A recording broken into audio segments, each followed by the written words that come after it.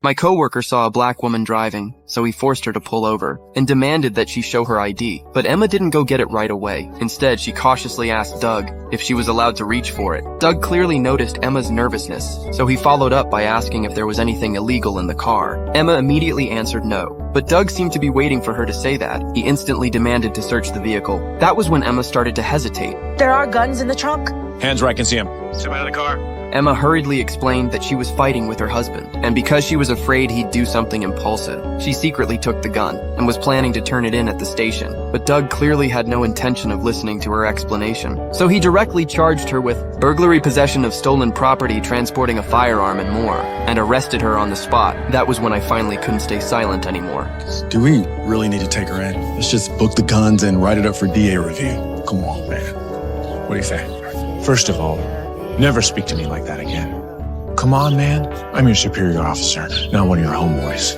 Sir. And secondly, that woman just admitted to 3 felonies. She says she's turning in the weapons, but who's to say she wasn't on her way to blast her ex-husband's brains out? I looked at Emma crying her eyes out, but this wasn't the first time. I had shown dissatisfaction with Doug just yesterday. Doug used excessive force during an arrest, and I reported him to Chief Gray, but the matter quickly reached Doug's ears, so a rift formed between us. And during the next day's patrol, Doug intentionally pulled over a white driver, then politely asked to see his ID, until HQ confirmed the man had no record. See, this kind of citizen I like. Knows his place, respects authority. You know, we wouldn't have half the problems that we have if more of them behaved like that one. I knew very well Doug did that just to prove a point to me. When we got back to the car, Doug got intel from an informant, so he turned the car around and headed into a narrow alley. Sure enough, 3 men were making a deal, but then something unexpected happened. The suspects noticed our patrol car, and they ran immediately. We focused on the guy with the backpack, chasing him all the way to a dead end, and the man threw his bag into the sewer. Doug raised his gun again. I knew he was about to stir up trouble, so I rushed forward and restrained the boy, but Doug still wouldn't give up. What's your name, dumbass? Ask your mama. She was screaming it all last night.